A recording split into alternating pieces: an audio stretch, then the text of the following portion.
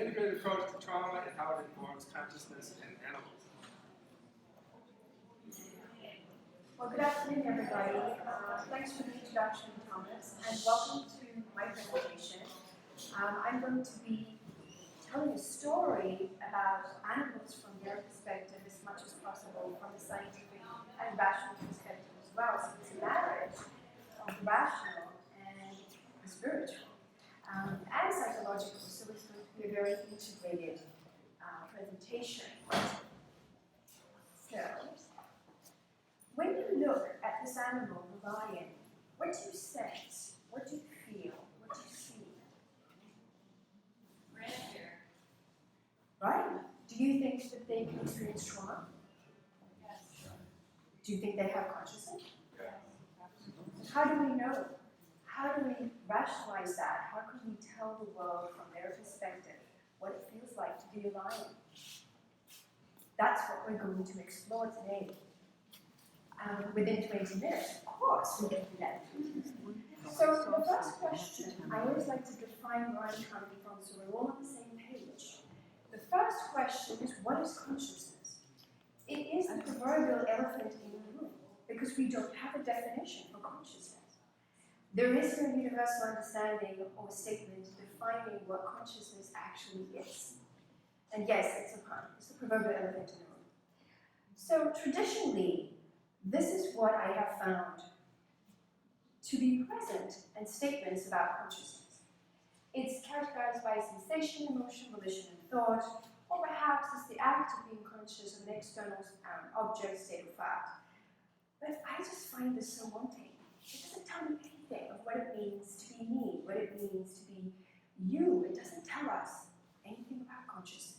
So I decided to define it myself. It's a work in progress, and it always will be. But my definition of consciousness describes it as a state of being of awareness, characterized by ability to sense the environmental stimuli and make an internal voluntary choice of action. Not only that, it's a volitional choice based on an emotional and physical need that is embedded in relationship with the socio-cultural context of where I am. Essentially, it's reflexive, it's feedback system between the physical and internal realities, collectively and individually. It's a work in progress, but it's my start. And that's the definition that I'm going to be using, and I'm going to ask you to follow along with me consciously through this presentation. So let's start. In 2012, we had a breakthrough. Animals have consciousness. The Declaration of Animals Have Consciousness by the Cambridge University. We had some wonderful scientists who suggested that non-human animals have the neuroanatomical, chemical, physiological substrates of conscious states, and we do have some idea of volition. But that was all. Does it tell you about consciousness? Does it tell you what it might be like and how we can use that in the system? No.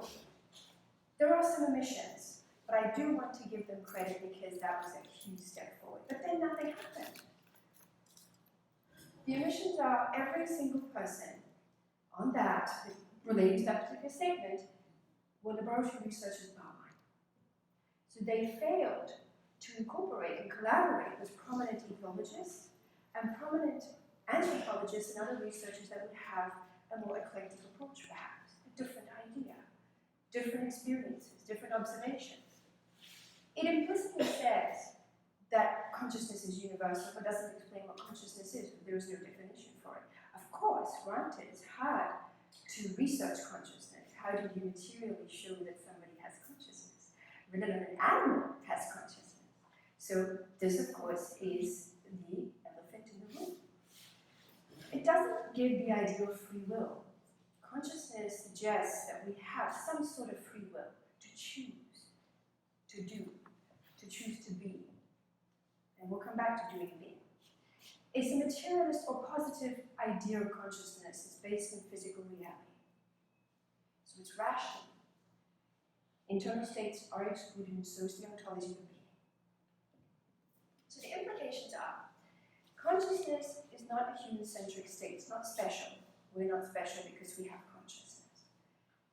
describes cognition potential, and again, the definition is not universal. So we're back to the same thing. However, in this talk, we're not only dealing with consciousness, we want to understand how trauma informs us, potentially that animals may have consciousness. So, we're going to come from the same page. Definition of trauma. Trauma. The APA says, it's an emotional response to a terrible event. That doesn't tell me anything about trauma. It doesn't describe how it feels for somebody going through trauma. And every single one of us has had some type of trauma, whether it's mild or severe, complex or simple. So my favorite definition is by Koshin. And he says it's resulting from the fact that we're often given more to experience in life than we can possibly consciously bear. I like that. It describes the fact that we all have this, however, it's hard to express, and yet we experience it. That's the definition that we're using today in this presentation. Trauma is a universal narrative. Everybody's had some sort of experience of what that might mean to them, from their perception. It's ubiquitous as a result. It can be gross, people can get scars physically from it, you can see it. Or it can be subtle. You can walk through the mall and walk past somebody who is going through domestic violence, you can't see it. It's psychological, it's emotional, it's everything underneath. It's still trauma. It still is. So, when we look at trauma, I like to go back to how it first started. And it started with the idea of stress. Hans Selye pioneered the stress response idea and perception. And Candace Pert in 1997 revealed that emotions are molecules in the bodies. In the body, we have molecules of emotion. And they're basically neuropeptides, and it's psychosomatic. It is a psychological and physical idea. It's not just in the brain. It doesn't just happen in the brain. And that tells us something interesting. It might mean that consciousness isn't a substrate of the brain alone. Well, we can't do that in this presentation, but I'm putting that there for you to think about. So it means that the body stores information about experience in physical matter relative to time-space, or space-time. And trauma is viewed on a continent, from mild to severe, from simple to complex. So we have different types of trauma. We can't go through all of these. But this is giving you an idea. It can be environmental, individual, economic, vicarious. I can see somebody else having a trauma and experience secondhand trauma. It's real. It happens. It's transgenerational. Scientifically, we know it goes by generations from one to the next. So when Dr. Bustos was talking about cleaning out and looking at the things that we're holding, we're doing it not just for us, but everybody who came before and the next generation going forward. Sources of trauma. There are many sources of trauma. In fact, having an insecure attachment has been related to a traumatic experience because we don't feel safe. And everything about trauma is about safety. First and foremost, a container of safety. The effects are multiple. You can go from loss of hope all the way down each and every one of these to suicide ideation. And what's interesting is the further down you go from numbness, dissociation, physical arousal, blunt effect, and you have difficulty feeling altogether. Don't even know what it feels like to have shame, to have anger, to have sadness. It's too much for me to consciously bear. Do you see how it actually relates very well to describe what trauma is? This is a simplified version. Obviously, we have 20 minutes. But I feel that the development of trauma may be threefold. It starts with an experience. The first experience, the first impressions are always the ones. They're the first mark, the first experience of being in reality. And that's why it's so important to understand this for the little beings that we're bringing into the world, whether they're animal, human, or otherwise. So it starts with perception. It reverberates through the body. We have an emotional, affective experience, kinds of fear, freeze, fright, stress hormones, corticosteroids, everything. Contraction. We have neuropeptides, the molecules of emotion. And then it becomes behavioral, it becomes crystallized as we keep on experiencing the same trauma over again, gets repeated. It repeats, it gets internalized, and So then when we experience anything in life, we come from that perspective. Oh, maybe it's the same. Oh, it must be like what I had before, but it's on a physical level, neuropeptides, molecules of the body, and the mind, molecules of emotion. When we have trauma, it affects, as I said, the way we relate to the world. So we become dysregulated. So we can either have hyperarousal, we explode. Somebody might be next to you, one thing happens and it's over the top. It's like, what happened? They have underlying trauma, something triggered them. And we don't talk about this. Or we have the hyperarousal, we freeze, we shut down. Every time we have an experience that reinforces and crystallizes either of these and our trauma, our window of tolerance of what we can consciously bear becomes more and more limited. And that's partly what we call PTSD. Not fully, but it is something related to that. So let's look at animals. Do they experience trauma? So they do experience trauma. They have physical, vicarious, collective transgenerational, grief-related. There is a paucity of research relating to this because we use animals to study trauma so we can use it to understand ourselves. So they're out of the equation, and we're going to talk about that. What are the sources of trauma? You'll notice there is some differences here. Habitat loss, anthropogenic effects are anything related to humans affecting their sense of self, their habitat, their requirements to roam, to be free, to do what they need to do as animals. Natural disaster, research, and confinement. There are many other ones, but for the process of brevity. The effects can be similar. They are very species specific. However, there are some things that are common. Stereotypic behavior, rocking, weaving, pacing, circling. They're all coping mechanisms, just like us. We create coping mechanisms so we don't have to feel it, so we don't have to go through it, most especially when we feel we're losing control. It's a form of reining it in. I can't do it anymore. It's too much for me to consciously bear. Aggressive behavior. Elephants in captivity, they throw feces around. This is what they found when they take them and they rescue them and they have sanctuaries. They have to support them through that, through self-agency, because they don't have self-agency. They get chained at night, usually. Self-harm, you see that a lot in great apes. Visible sadness, hopelessness, and that helplessness in the eye of horses, that dullness, they're just standing there. And they don't connect with anything, it's just, okay, I give up. So, Dr. Bradshaw, I spoke to her, she's a wonderful lady, she does a lot of research on PTSD in elephants and in chimpanzees, and she suggests that captivity is paralleled by human experiences of domestic violence, or political imprisonment of war. Let's just take that in for 1 minute. It feels like domestic violence. Domestic violence is tough, it's insidious, it doesn't just go away when you feel supposedly safe. So let's look at apes. Let's look at animals. Is there research about trauma? Yes, there is. There is research about PTSD and depression. So what Frodosian in 1985 et al., they decided to modify the DSM-4 for the criteria of PTSD and depression to see if chimpanzees showed any of that, depression and PTSD. And they found this.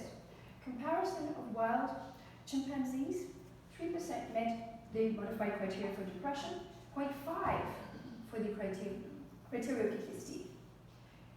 In the sanctuaries from apes who were research subjects for very long periods of time, look at the difference, 58% had depression and 44% had PTSD. And other researchers found that even decades later, after being rescued, it doesn't go away. And most especially, from the bushmeat trade, illegal trade as well as research, the stereotypical behaviors, the rocking, the self-poking, the chronic stress continued. What other animals show PTSD? Elephants. And Dr. Bradshaw's work is really important with this. Generally speaking, what happens with elephants in a zoo is they pluck them from the wild, from their mothers early when they're young, and they transform them, and they transport them, and they end up being, in solitary confinement or with non-familials and compatriots that they don't know. And in males that have seen their mothers being killed, you get rampaging aggression.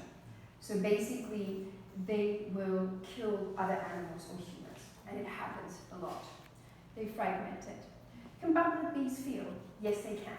I can't go through the whole slide, but what they found is after an experience of being squeezed by a crab spider, which is tantamount to trauma for them, they would run towards the feel-good sugar pot that they had been taught was in a certain place, and it was crumbled and defined, just to make themselves feel good. And they found dopamine and neurotransmitters. Bumblebees feel.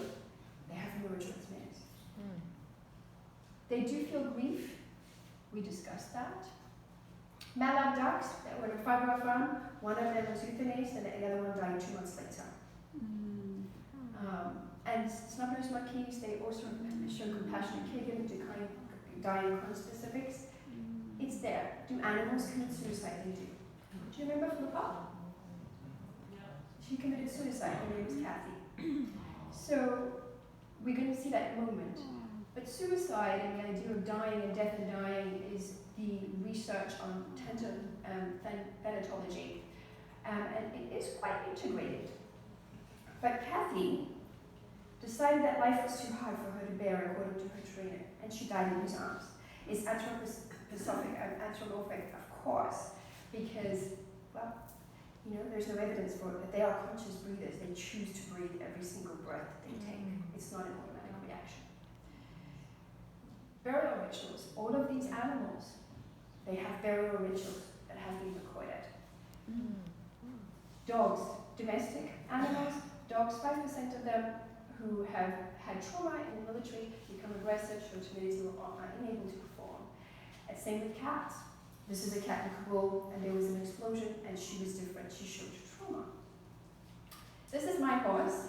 She was the first case study for equine PTSD. That's her when it got her, and this is her just a year ago. She's a different animal.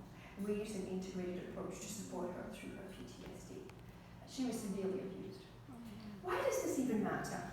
It does because we are looking at it from an ontology and an epistemological perspective. It reviews and rewrites the centric idea that we're special, and it promotes the understanding of a universal definition, hopefully, for consciousness.